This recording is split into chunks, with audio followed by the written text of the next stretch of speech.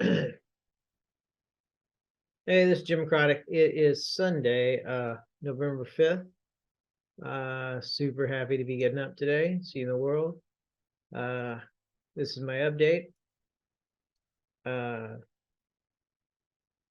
general, last week, my doctor put me on Lyrica, and it has done wonders for all the surface sensations that I have. The burning on my skin much reduced, a lot of the nerve type related pains reduced by the medication. Now then, still have major joint pains, still have muscle pains, any type of quick movement, impact, etc. can cause pain. Any weight on my shoulders, you know, trying to lay down and push myself up or anything like that definitely causes pain. Reaching behind myself still causes muscle pain up in my shoulders. But in general, it is a much better situation than it was. And I'm grateful for some pain relief. Obviously I still believe in what I think I have, and it's terminal onset diabetes insipidus with Candidiasis major. And, I'm just doing the best I can, living day to day. My son, I want to just interject here, my son Will has made the lead in his school play as of yesterday evening. And I'm super proud of him. I hope I get to see it. If I don't, then I know he's going to do a phenomenal job. And I'm sorry for interrupting his rehearsal with mourning, but hopefully that doesn't work out that way. We'll see. Before I went on the Lyrica, I literally would have told you if I died the next day, I wouldn't be shocked. I mean, that's how bad the pain was all the time. I was having to ice parts of my body, mostly my shoulders and arms, and my lats, and things all the time. I did have to, for the first time since starting the pills, have to ice something yesterday. It gets to where it's really weird, but it gets to where even just putting your finger over the area causes just tremendous amounts of pain. Just lightly pressing on it and icing it makes that go away. I don't know what causes it, but I would say it's probably the localized infection of the candidiasis. Anyway, I have something to talk about today, and this is, it's a shame that this science is redacted. That and I'm going to talk a little bit about that today, or probably a lot, knowing how it goes. But anyway, so this research was done. These experiments were done in the early 20th century, and they used a shot of adrenaline, which wasn't isolated and things until around the turn of the 20th century. So early 1900, 1905, that type. So it couldn't have been any earlier than that. And so that would have mean that the people that were having issues with this illness wouldn't have been until at least the 1920s, if not the early 1930s, because it had a couple decades to your life and things like that. And obviously they would have gone through all the transitions that I do and everything, but still, if you add 20 to 25 years, and I think I've probably done better in that I've really kind of controlled my diet, I've exercised, and during my transitions I've taken antifungals, and I think that probably has extended mine a little extra. But so there's, I'm trying to establish a timeline here. And so another thing about this research is that it very key to this whole condition is the fact that it runs a sodium potassium pump in reverse. So what happens is a cell of candidiasis, okay, or let's say the organism invades a cell, okay, and inside that cell, it then starts producing potassium, okay, which basically causes potassium to increase in there, and then causes the sodium potassium pump to run in reverse. And I might be getting a little bit of that wrong, but the general idea of the research that was documented was that the sodium potassium pump runs in reverse, and basically you get accumulation of salts and it shrinks the cells, and you're generating ATP, but this is obviously a one-way process, and it shrinks it until the cell is apoptotic. Okay. Now then, interesting fact about that is that the sodium potassium pump, which I didn't realize, I didn't even think to look at this until recently. So it wasn't established that that was a thing until the 1950s. Okay. I mean, it's very recent. Okay. As far as science goes.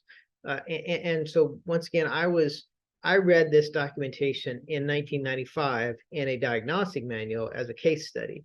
So what does that tell me? That tells me that a lot of research was done on this condition after the initial study. Okay, that means they had to have real patients with this condition to study the fact that the sodium potassium pump goes in reverse after 1950. Okay, so I mean, so that in and of itself shows that they have hidden the science in the modern age, not even early, they didn't hide it early on. The science was developed probably in the, let's say 60s, 70s, okay? Documented this person. So as I theorized earlier, when this person would have gone to medical school that wrote this documentation that I read, if they were studying in they could have read about this as late as the 80s, and because it would have just been from the decade or two before. I mean, think about today's 2023, decade or two before, we're talking 9/11. I mean, that's very recent. I mean, as far as things go, I definitely remember that day very clearly. So here is this science that's been documented sometime in the 60s and 70s, written up, put into this manual, no earlier than the late 80s, because I read it in 1995 in a modern setting, and now it's nowhere to be found. And so the condition is nowhere to be found, but the science of running the sodium potassium pump in reverse is nowhere to be found. That's the mind-blowing part. So if you go out and Google or use Claude AI or ask it about, hey, if candidiasis invades a cell, could that cause the sodium potassium pump to run in reverse? Okay. All you get is theories from Claude. Okay. So here, I'm going to go ask ChatGPT. Hold on. Okay. So basically, ChatGPT has no clue about the ability to cause ATP generation or sodium potassium pump to run in reverse, especially as in regards to Candida.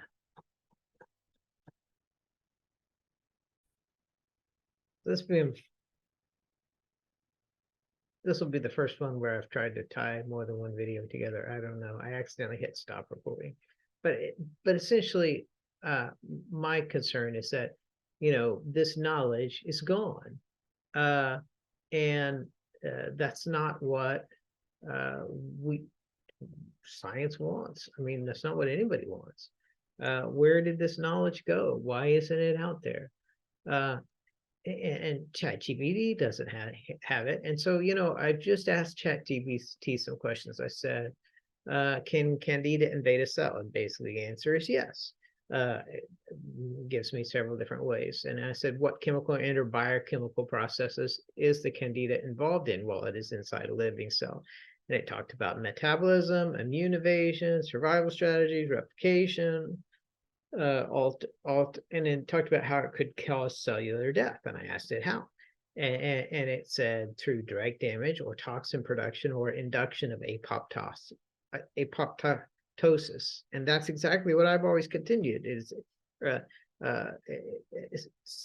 said that it gets inside the cell and it causes apoptotic cells to be formed via running the sodium potassium pump in reverse. Now then, this doesn't say that.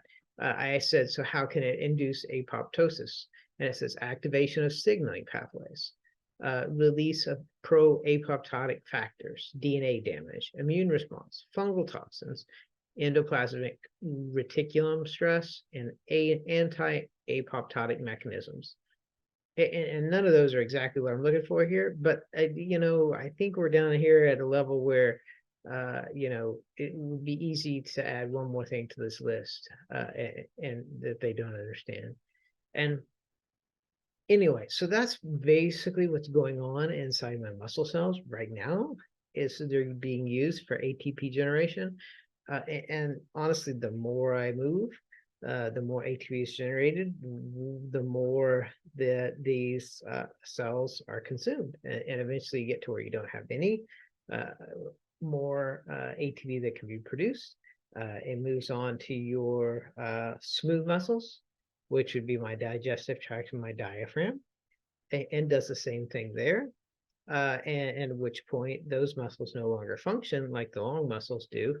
And that leads ultimately to my death. Now, this science isn't there. So if that's what happens, and that's what I've always said happens, and that I've said since 1995, is that this ends with your bowel stopping, then that science is in fact redacted. Okay, I mean, you can't interpret it any other way. If that is the ultimate outcome of my path, my journey through this illness, okay, that's what happened. And so that means that this science is gone. And that sounds like pretty key science to me, to know that, hey, we can induce this sodium potassium pump to run in reverse and generate ATP. And I don't know the specifics of how it does it. The article knew, okay. It had the exact biochemical things that were going on that would cause this. People studied it, and they had to have studied it after 1950. That means they studied it in the modern era. That means, I mean, after World War II. That's the key, okay? Because that's when you've got the Nuremberg stuff going on that says, okay, here's the type of knowledge that we're allowed to consume and things like that. And they would have had to have consumed this knowledge after that.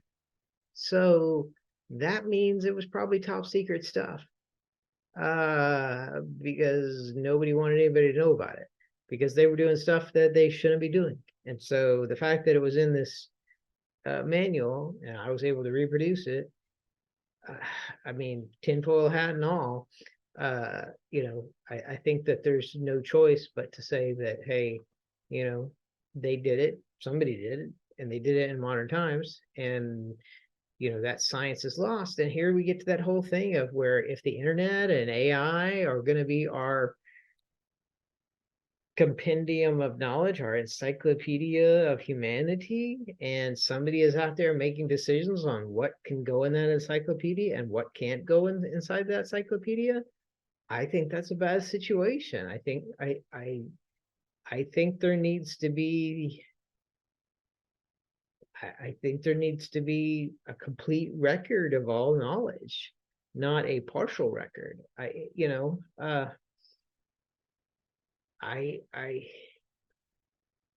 It makes me wonder how much other science has been just removed from existence. And in general, most science papers, I get this, and if you do your research about research, you'll find that most research can't be duplicated, that people put out these research papers and they get peer reviewed and everything like that, and the overwhelming majority of them aren't reproduced again, which really says a lot about science.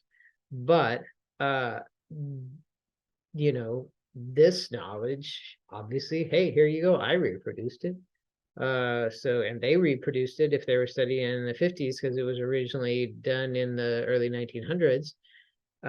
So it's definitely reproducible knowledge. I don't know. I'm just a fan of science and a fan of knowledge and information, and it really irks me that science this significant, that possibly has cures or treatments involved for diseases, is just gone. I mean, somewhere in there is likely to be some very valuable information. I mean, all of the stuff that has gone on in my body over the last 28 years is stuff that basically science says can't happen. And yet it did. And the only reason it says it can't happen is because somebody took the science away. I don't know. I think it's ridiculous. Anyway, my name is Jim Craddock, and I have terminal onset diabetes insipidus with Candidiasis Majeure. This gave it to myself in 1995 on purpose to save myself from another condition. It involves all types of weird stuff that science says shouldn't be able to happen. But science didn't used to say it shouldn't be able to happen. That's the key. That's the problem. Basically, we're kneecapping our science for our physicians out there, and that's a problem. Thanks.